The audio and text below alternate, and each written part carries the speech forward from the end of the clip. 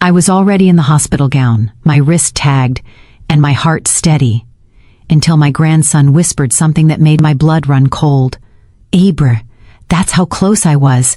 Ibra, he's seconds away from saving my son's life, seconds away from doing what any mother would do, giving a part of herself to the child she'd carried. But one sentence from my grandson changed everything. Ibra, it's strange, isn't it? How a lifetime of love can hang in the balance of a few quiet words. The beeping machines, the soft antiseptic smell, the nurse's calm voice, everything blurred around me. All I could hear was that small, trembling voice saying, "Grandma, I have to tell you something about Dad." But before that moment, life wasn't like this. I live in a small town outside Raleigh, in a house my late husband built with his own hands. White shutters, 2 maple trees in the yard, and a porch swing that creaks every time I sit in it, just like my knees. After Robert passed, my son Daniel became my anchor. Hebrew, he called every evening, even when work got busy, just to ask if I'd eaten. You know, the kind of son every mother thanks heaven for. Hebrew Daniel was always the strong one, not just in body, but in spirit. He worked as a contractor, had 2 kids, and still found time to help his neighbors fix leaky roofs. But last winter, that strength started to fade. Hebrew, he grew pale, lost weight, and began sleeping in the middle of the day. At first I thought it was exhaustion, until his wife Clara called one night, her voice trembling. "Mom, they say Daniel's kidneys are failing." Malv. Those words cracked something inside me. I remember the sound of the clock ticking in the kitchen, the hum of the refrigerator, the distant barking of the neighbor's dog, all of it too loud and too silent at once. Iberkri, I drove to the hospital that same night. When I saw Daniel lying there, tubes and wires everywhere, I swear he still smiled when he saw me. That's the thing about him. Even in pain, he tried to protect me. Aber, "It's okay, Mom. They caught it early. They just need to find a donor." Aber, a donor. A donor. My heart already knew the answer before my mind did. Aber said before I did. Of course I would do it. I'd done everything for him since the day he was born. Why stop now? Ibrahim, the tests came next. Endless tests. They poked, scanned, and questioned me. I didn't care. I just wanted them to tell me I was a match, and when they finally did, when the doctor smiled and said, "Rahi, Mrs. Caldwell, you're a perfect match for your son," Bruchra, I felt a peace I hadn't felt in years. Gibra, Clara cried. My grandson Noah hugged me so tight I could feel his heart beating fast against mine. He was 16 then, tall, quiet, always thoughtful. Ibri, he was Daniel's shadow growing up. Sometimes I looked at them together and felt like I was watching my son's younger self again. The surgery was scheduled for early March. Abroa. Everything moved quickly after that. Insurance, consent forms, diet restrictions. Clara practically lived at the hospital, managing everything, and I was grateful. She'd been a good wife to Daniel, and I never doubted her devotion. Still, sometimes I'd catch her expression, tired, distant, when she thought no one was looking. I told myself it was just stress. We were all drowning in worry. Abrahri. The night before the surgery, I couldn't sleep.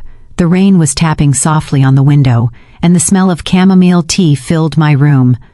I sat by the lamp staring at a photo, Daniel at his wedding, smiling beside Clara, my arm around both of them.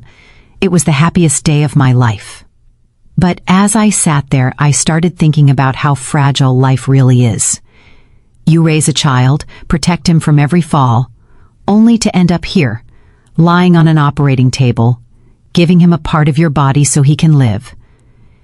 It's beautiful and it's terrifying. In the morning, the nurse helped me change into the hospital gown. Abru, the air smelled of disinfectant and cold metal. The machines beeped softly, steady and rhythmic, like a lullaby made of electricity.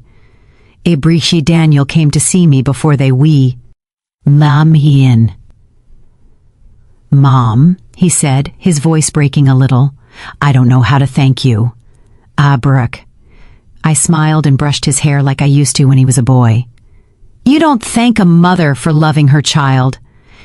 He squeezed my hand, his eyes glassy with tears. For a moment, I thought everything was exactly as it should be. Love, sacrifice, family. But then Noah walked in. He looked pale, restless. Ibrochri. I thought he was nervous. Surgeries can be scary for a kid to process. He came close, leaned toward me, and whispered something so quietly that only I could hear. Abrad, Grandma, don't do it. Please. Dad doesn't deserve it. Brr. At first, I thought he was joking. But the look in his eyes, frightened, desperate, said otherwise. What do you mean, sweetheart? I whispered. His lips trembled. Brew. I can't say it here, but please don't go into that surgery. Before I could reappeared. Noah's hand tightened around mine one last time. His eyes said more than his words ever could. Something was wrong, terribly wrong. As they wheeled me toward the double doors, my pulse raced. The room blurred. I looked back and Noah stood frozen, staring after me. Bibrahui and I knew, somehow deep down, that my life was about to split in two. They say a mother's instinct is never wrong, and that morning, as I lay under those bright white hospital lights, I felt something inside me scream, stop. The anesthesiologist was kind, speaking softly as he adjusted the IV drip. The surgeon was reviewing the chart, calm, professional, and my Daniel, sat beside me, holding my hand like he used to when he was a boy afraid of thunderstorms. But I couldn't stop hearing Noah's voice. Don't do it, Grandma. Dad doesn't deserve it. Those words echoed louder than the monitors around me. I tried to shake it off. Maybe Noah was just scared. Maybe he'd overheard something, misunderstood. But still, why would he say that? Noah was never cruel or careless with his words. Just before they put the oxygen mask on me, I whispered, Doctor, I need to speak to my grandson, please, just a minute. The doctor looked confused. Mrs. Caldwell, we're all set to begin. You sure? Said. Please, I said, it's important. Warned. It's important. Something in my tone must have reached him, because he sighed and stepped out to find Noah. Daniel frowned. Mom, what's going on? You're making yourself nervous for nothing. I looked into his eyes, the same eyes I'd loved for 38 years, knees, and felt an unease I couldn't name. Just wait, I told him softly. Please, Daniel. Sweetheart. When Noah came in, his face was pale as paper. He looked around the room like someone terrified to be overheard. Noah, sweetheart, I said gently, you have to tell me what you meant. He hesitated, his eyes filling with tears. Then he whispered, Bri. Dad lied to you, Grandma. He lied to everyone. I blinked. What lie? Swallow. Wawad hard. Bursan. 6. The kidney? It's not what you think. The air seemed to vanish from the room. What do you mean? I asked, trying to keep my voice calm. He stepped closer, voice trembling. I heard him talking to Mom last night. He said he doesn't even need your kidney, Grandma. He said he'd already found another donor, a younger one, but he told them to keep quiet because he didn't want to offend you. For a moment, my body froze. It didn't make sense. My son couldn't, something like that. That's, Noah, are you sure that's what you heard? He nodded quickly, desperate. He said he didn't want to cancel the surgery because he needed you to feel useful. He said you'd been lonely since Grandpa died and this would make you happy. Grandma, he's lying to you! Abra, I felt dizzy. The walls seemed to spin. Abri, Daniel's voice, cut in, sharp and defensive. Abri! Noah! What on earth are you talking about? Yebrew, Noah turned to him, tears now spilling freely. Abri! I heard you, Dad! You said it! You said Grandma was just doing this for attention, that it was easy to let her believe you needed it. Daniel stood there, silent. His jaw tightened. His eyes, those kind eyes I thought I knew so well, turned cold. Brr, that's enough, Noah. Abra, but I wasn't done. Daniel, I said quietly, look at me and tell me. Is it true? Abra. He didn't answer right away. He rubbed his temple, exhaled, then gave a small, practiced smile. Mom, you're upset. Noah must have misunderstood. There's a lot he doesn't know. Then explain it, I said. He looked at the doctor, at Clara who had just walked in, and then back at me. His silence was worse than any words he could have said. Daniel. He sighed heavily, his eyes darting to the doctor again. Mom, this isn't the time. Brahim, answer me. Abri, brr. The doctor, clearly uncomfortable, cleared his throat. Ibris, opera.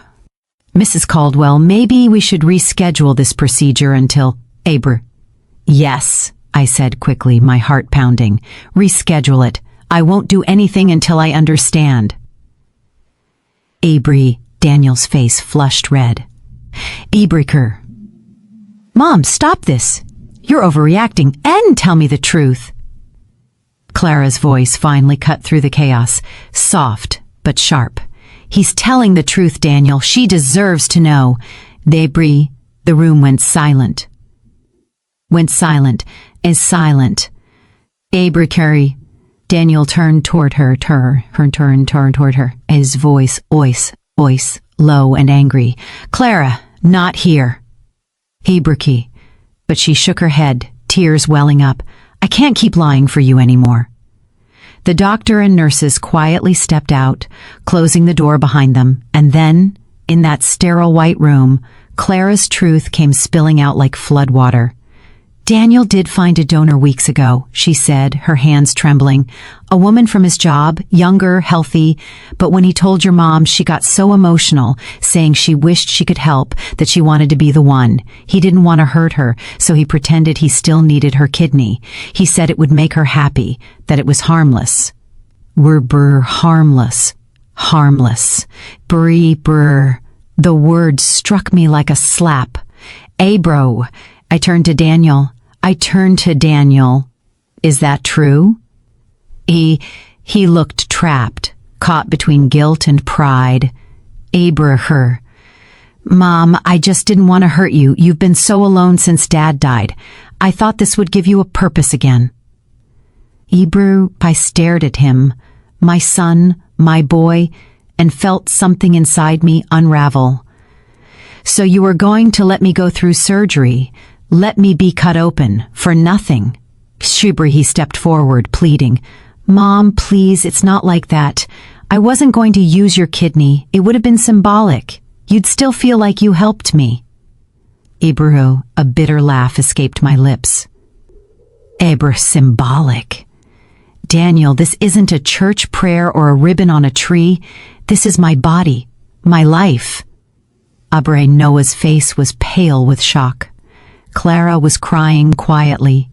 Brebri, and Daniel just stood there, defeated but unrepentant. Brew, I didn't mean to hurt you, he said softly. I just didn't want you to feel useless. Burf, that word, useless, burned through me like acid. I lay back on the hospital bed, tears spilling down my cheeks, staring at the ceiling tiles above me. For 38 years, I had given that boy everything. Food, warmth, my youth, my prayers. And now, when I offered him the last piece of myself, he turned it into a gesture of pity. When I finally spoke, my voice was calm, Aish was calm, frighteningly kindly. Bom, brr, get out, doubt, gan, gay, look. Please out. He hesitated, then turned and walked away, his shoes echoing on the tile floor. I watched him go, and I knew something between us had died that morning. After Daniel left that room, silence filled every corner of it. Even the hum of the machines seemed to fade. Noah stood frozen near the door, his eyes darting between me and Clara. I could see the guilt written all over his face, not because he'd told the truth, but because he'd watched his father crumble beneath it. Ibri. I took a slow breath, trying to steady myself. The oxygen mask still hung loose beside me, like a reminder of what almost happened. Abrowi. I gestured for Clara to sit. Tell me everything, I said quietly. She hesitated, wiping her eyes with trembling fingers. It started a few weeks ago, she began. The doctor told us Daniel's condition was worsening. We started searching for a donor. That's when he met someone through his coworker, a woman named Brooke. She was willing to donate anonymously. It was all set, but... Set, peripheries.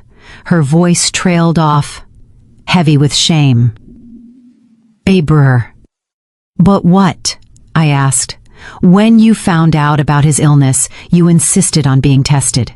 Daniel didn't expect you to be a match. When the doctor told him you were, he panicked. He said if he told you he already had someone lined up, you'd feel rejected, useless.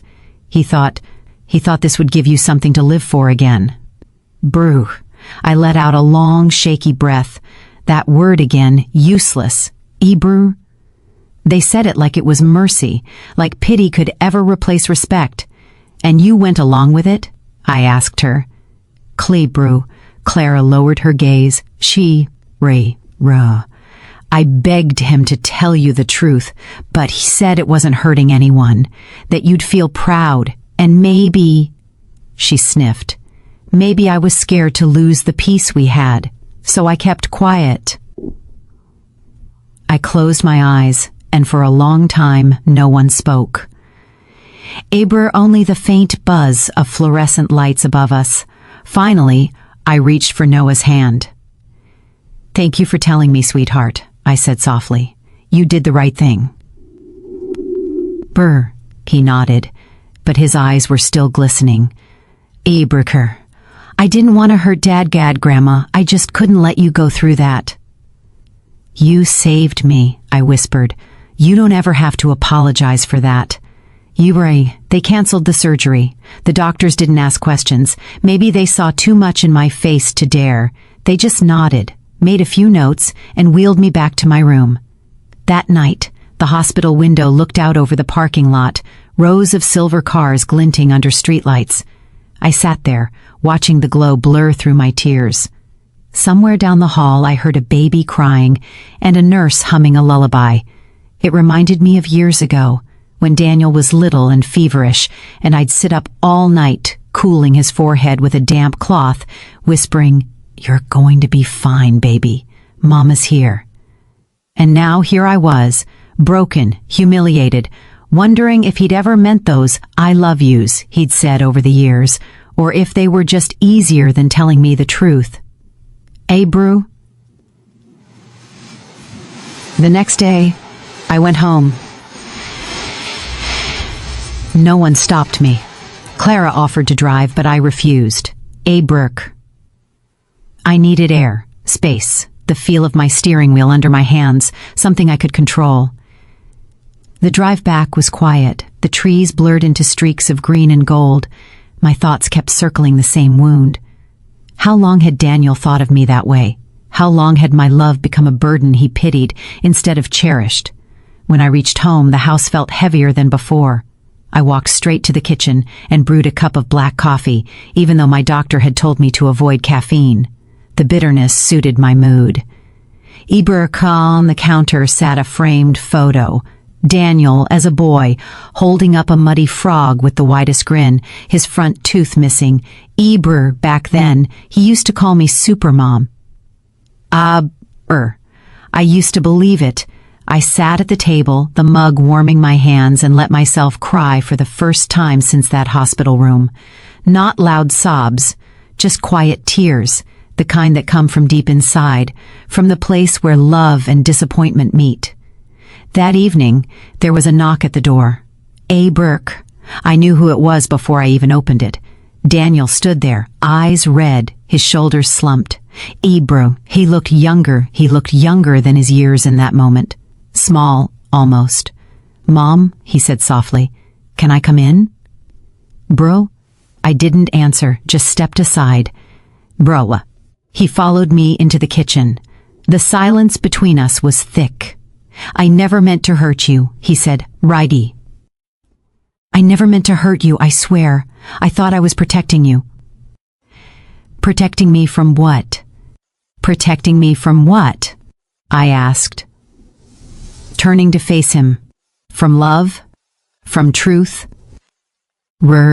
He sighed, rubbing his hands together. "Every Jand, you don't understand. After Dad died, you just weren't yourself. You stopped going out, stopped laughing. When I got sick, I saw a spark come back into your eyes. I didn't want to take that away." A Brooke. "So, you built it on a lie," I said. It wasn't a lie, Mom. Bree. "It was," I cut in firmly. "You let me believe you'd die without me. You let me think I was saving you. That's not protection, Daniel. That's manipulation." "Bruss." He flinched, like the word had struck him. "I just wanted you to feel needed again." "By deceiving them," I said quietly. "You give it by loving them enough to tell the truth." He looked away, his jaw tightening, his pride still clinging on like a stubborn vine. "Hebrew, I made a mistake," he muttered. "Can't you forgive that?" I studied his face, my boy, now a man but still so lost. "Forgiveness doesn't erase what you did," I said. "It just means I won't let it poison me." Hebrew, he stared at the floor. For the first time, I saw him truly small. Not the strong, steady man I'd leaned on, but a frightened child who didn't know how to handle love without control. "Brah, I'm sorry, Mom," he said finally. "I really am." I nodded slowly. "I believe you're sorry," I said, "but I don't know if you understand what you've done." He looked up, eyes wet, and for a brief might reach for me. He just whispered, "Bree, I'll give you space. After," and left. After Bree. After he was gone, the quiet settled back around me like dust. The kettle whistled softly on the stove, and the evening light turned the kitchen gold. I felt empty, yes, but also strangely clear. That's the thing about betrayal. It doesn't just break your heart, it forces you to rebuild it differently. The next morning, the sunlight streamed through the curtains, soft, gentle, almost apologetic. It painted the kitchen in shades of gold, but it couldn't touch the heaviness inside me. I sat by the window, watching the street outside. Children rode their bikes past, laughing, shouting, their voices echoing in the quiet neighborhood. For a moment, I envied their innocence. That simple trust in the world, the kind that disappears when someone you love teaches you how easily truth can bend. I didn't hear from Daniel that day, or the next, but Clara called, her voice small and nervous over the phone.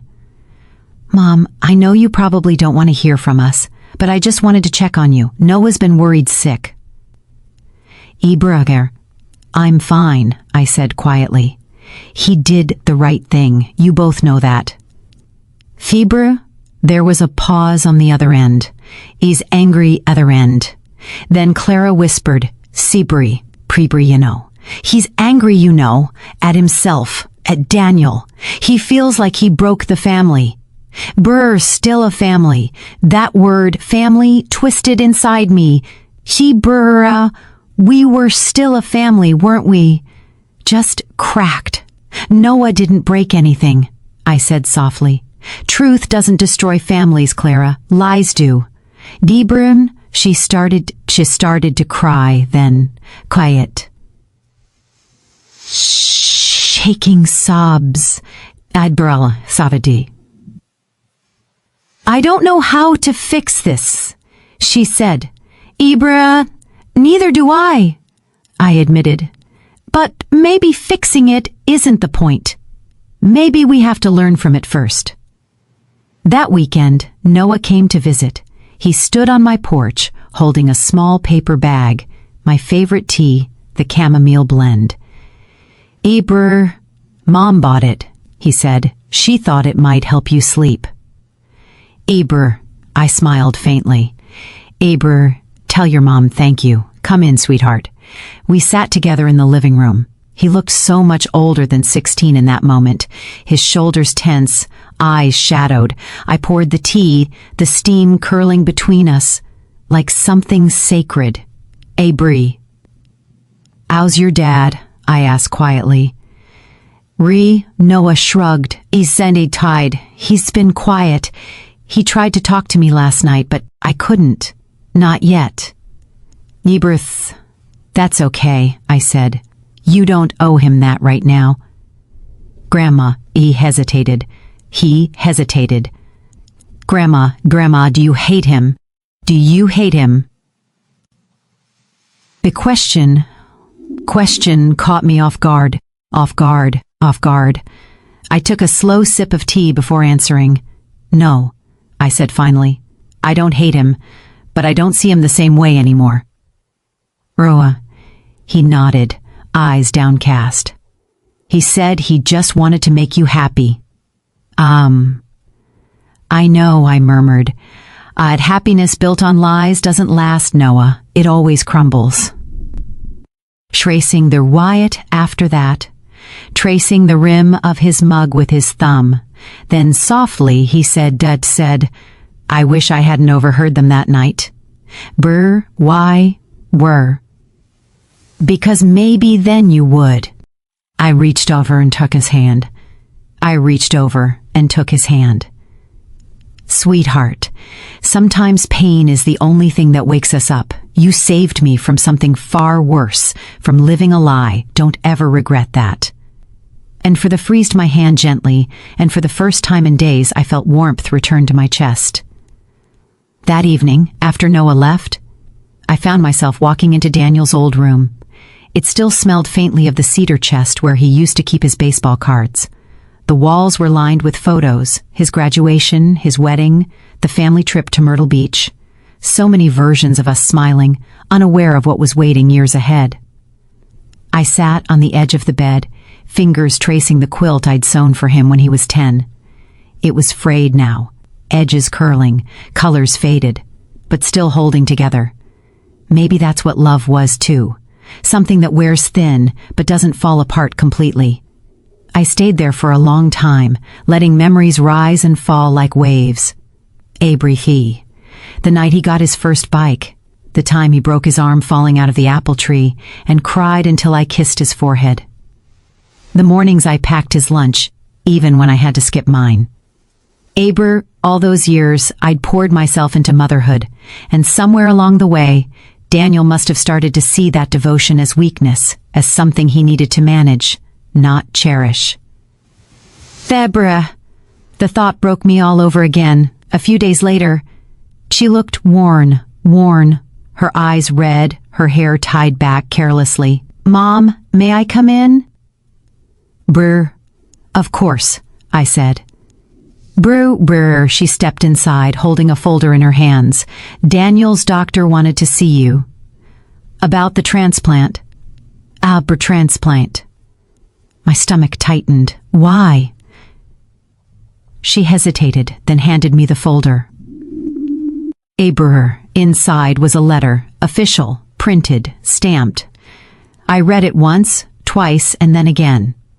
Hebrew, it said Daniel's condition had worsened. The anonymous donor had withdrawn. He really did need a kidney now. Hebrew, I looked up at Clara, who was already crying.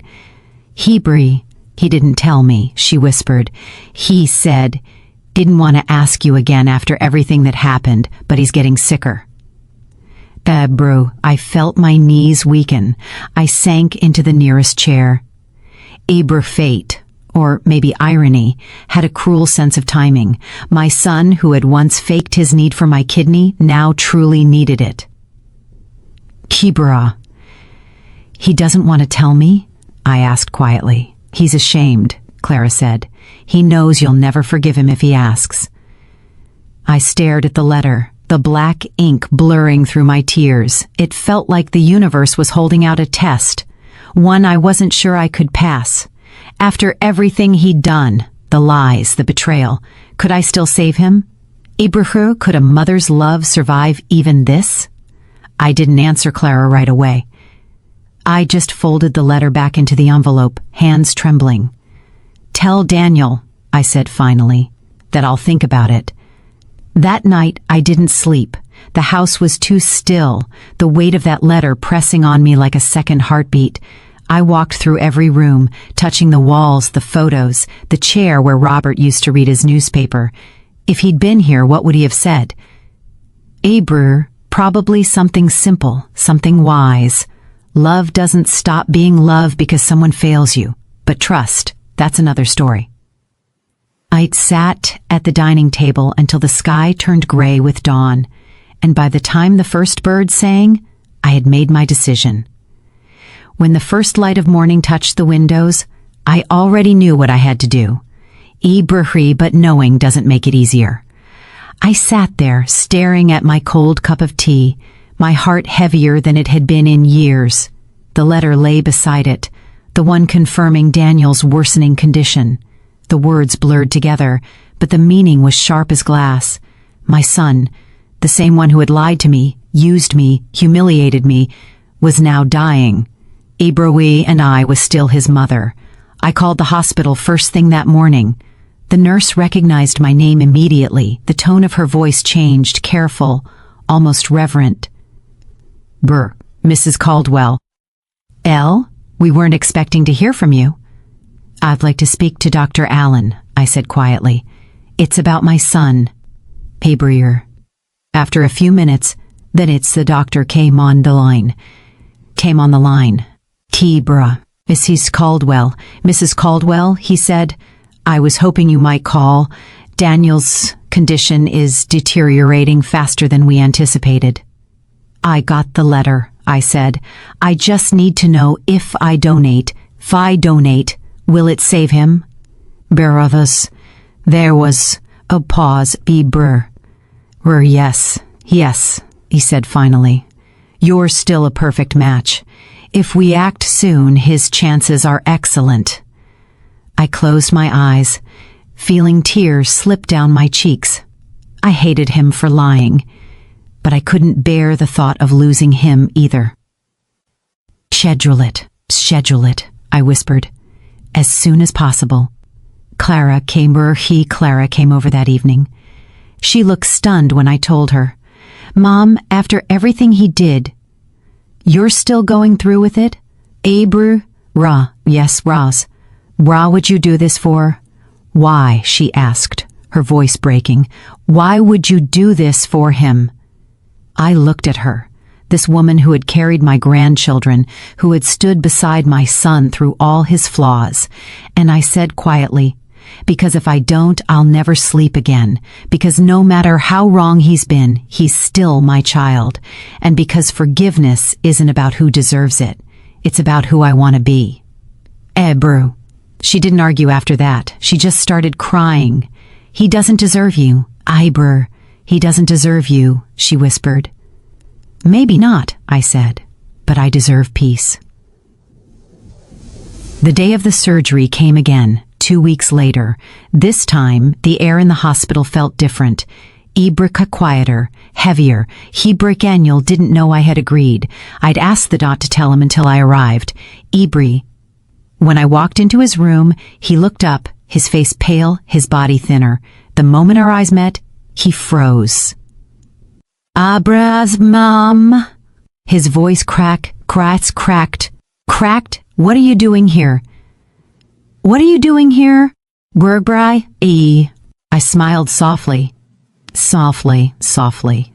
You didn't think I'd let you do this alone, did you? Abr, he looked down, his eyes filling with tears. I can't let you, Yoberq. You don't get to decide that, I interrupted gently. You had your turn, now it's mine. Abrui, he opened his mouth to speak, but couldn't. The silence between us was thick with everything we hadn't said. All the years, all the mistakes, all the love, twisted into guilt. Ebruk. I reached out and took his hand. It felt smaller than I remembered. You broke my heart. Abro, I want to see it stop. Bussi, I want to see it stop beating. I want to see it stop beating. Ebra. I covered his face with his hands, his shoulders shaking. I don't deserve this. No, I said, you don't, but grace isn't about deserving. When I woke up, went smoothly. When I woke up, the blur of white light and quiet beeping. Abro, my throat was dry, my body weak, but I was alive. Somewhere down the hall, Daniel was too. Ibri, the nurse smiled when she saw me stir. Abru, you did great, Mrs. Caldwell, she said. Your son's doing well, Teed. Too tired to speak, tears slipping silently down my cheeks. That night, as I lay in recovery, I thought about how strange love can be. It's not clean, it's not fair, it's messy, painful, and full of contradictions. Gay Brewer, but it's the only thing that makes life worth enduring. Daniel came to see me 2 days later. He walked slowly, still weak, with a bandage under his gown. When he saw me, he stopped in the doorway, his eyes red, his face pale. Ibru, for a moment, neither of us spoke. Then he walked to my bedside and knelt beside me, tears streaming freely now. Mom, he whispered, his voice breaking. How can you still love me after what I did? Beekeepers, I reached out, brushing his hair back like I did when he was small. EB's love isn't a transaction, Daniel. It's not something you earn or lose. It's something you carry. He sobbed then, not the proud, defensive man I'd known, but the frightened, who used to crawl into my bed after nightmares. Sebrew, I held him, feeling the tremor in his shoulders. I'm sorry, he said over and over. I was wrong, I was so wrong. Ibri. I know, I whispered. Now be better. I nodded. He nodded, his tears soaking my hospital gown. And for the first time since this all began, I believed he truly understood. Weeks later, when I returned home, life felt quieter, but cleaner somehow. Ibraki, Daniel called every day.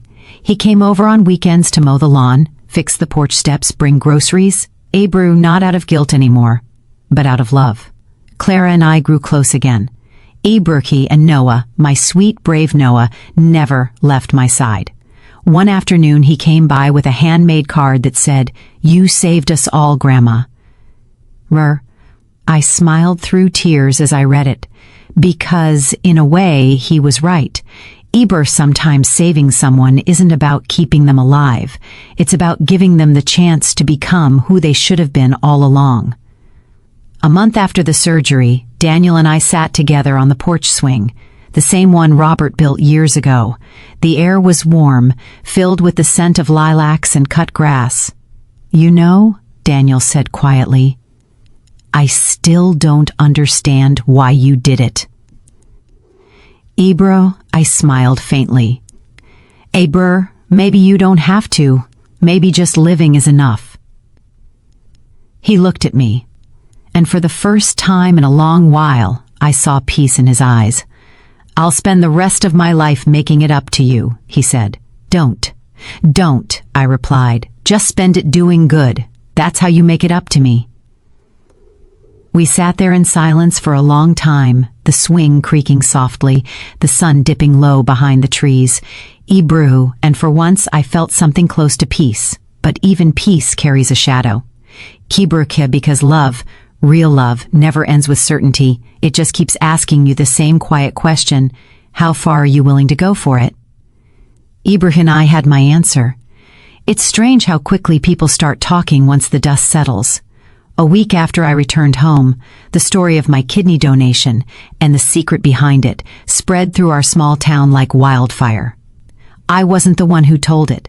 I didn't have to, the hospital staff whispered. Daniel's coworkers mentioned it, and before long, the neighbors were knocking on my door, bringing pies and soft-voiced questions wrapped in sympathy. "Hey, bro, you really gave him your kidney after all that?" "Lord, you're a saint, Mrs. Caldwell." "Ebercrown's haint mother, I wasn't a saint, just a mother who couldn't stop loving her child.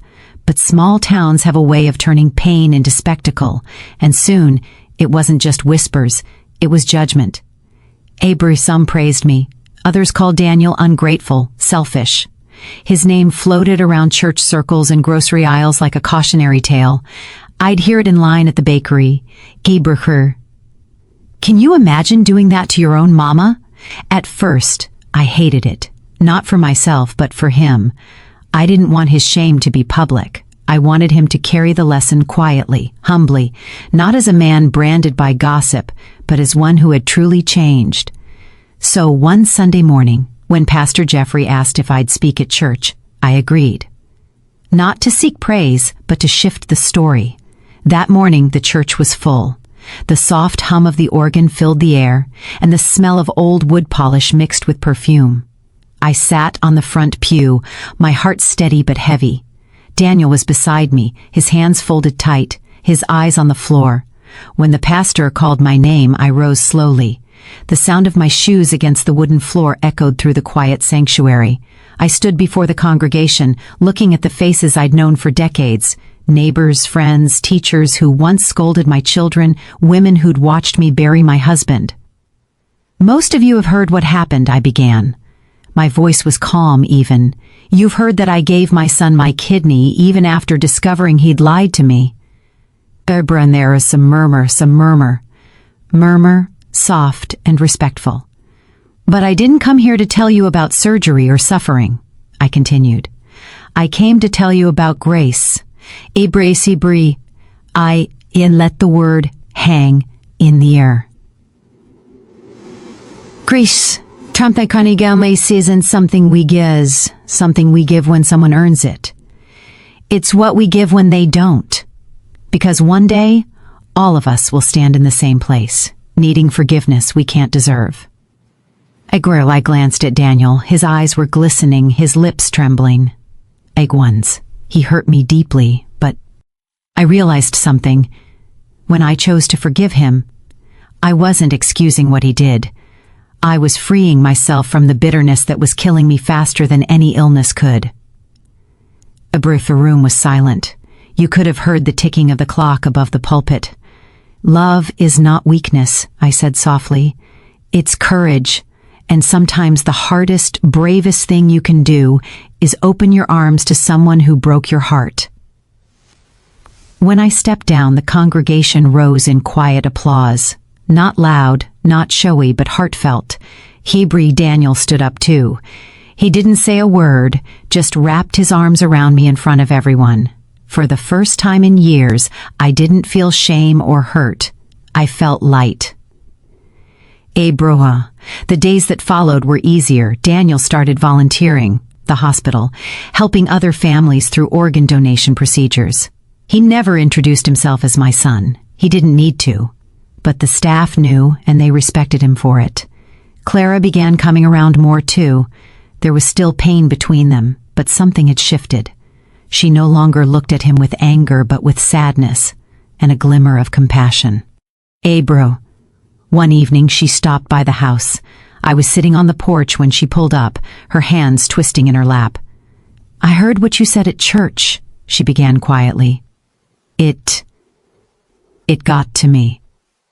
Bri, I smiled faintly. Grace has a way of doing that. Brew. She nodded, tears glinting in her eyes. I don't know if I can forgive him completely, she said, but I want to try for Noah. I reached over and took her hand. That's all forgiveness ever is, dear, a start. Her weeks turned into months. Daniel kept up with his doctor visits, took his medication, and slowly regained his strength. One Saturday we held a family dinner, the first in almost a year where everyone came. Clara brought dessert. Noah sat beside his father, laughing again, his eyes full of trust. I just watched, quietly, gratefully, as the evening light streamed through the kitchen window, catching the laughter in golden dust motes. I realized something profound. The secret that nearly destroyed us had, in a strange way, rebuilt us too. Not because the pain was gone, but because we had chosen what to do with it. One night, as Daniel was leaving, he turned at the door. Mom, he said softly, do you ever wish you hadn't done it? I looked at him for a long moment. The porch light flickered, catching the lines on his face, lines of guilt, love, and hard-earned humility. No, I said finally, because doing it changed you, and it changed me. We both needed saving, just in different ways. He nodded, his eyes shimmering. Then he kissed my forehead, something he hadn't done since he was a boy, and whispered, Brshi, I love you, Mom. I know, I said, smiling. That's enough. Months later, when the flowers bloomed again and the world seemed to breathe a little softer, I found myself sitting on that same hospital bench from the beginning, the one outside the transplant wing. I wasn't waiting this time.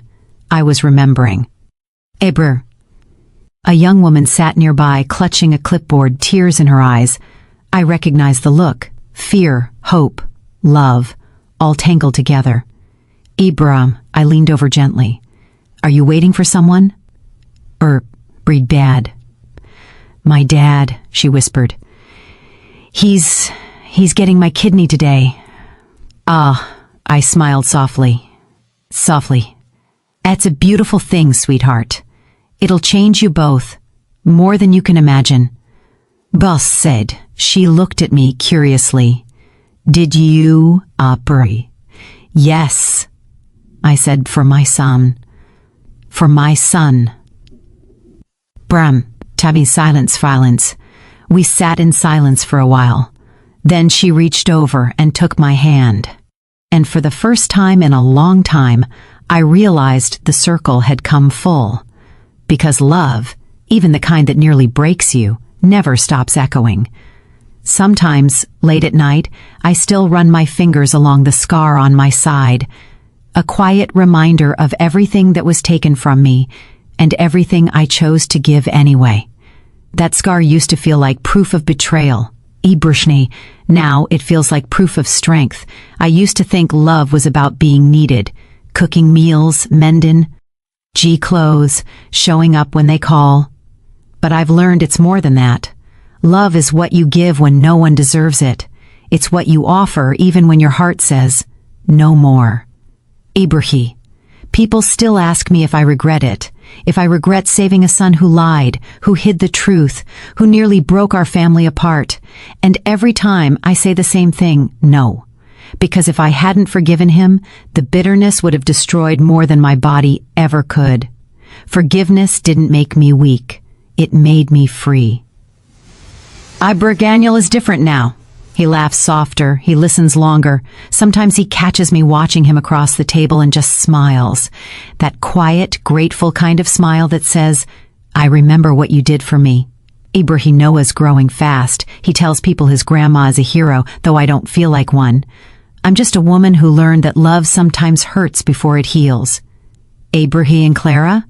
She found her way back to peace too, slowly, gently. Forgiveness always walks. If there's one thing I want you to take from my story, it's this. Don't let anger write the ending to your story. Don't let betrayal be the final word.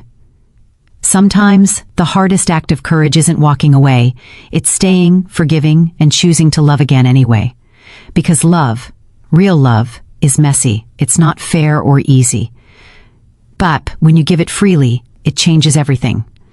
So, if you were in my place, if the person who hurt you the most needed saving, would you do what I did? Would you forgive, even if they didn't deserve it? Tell me in the comments, my dear ones. And remember, how broken the bond, there's always a way back to grace. If my story touched your heart, don't forget to like, subscribe, and share it with someone who needs a little reminder that forgiveness is power, not weakness. This was my story. Thank you for listening. A mother who gave a part of herself and found peace in return.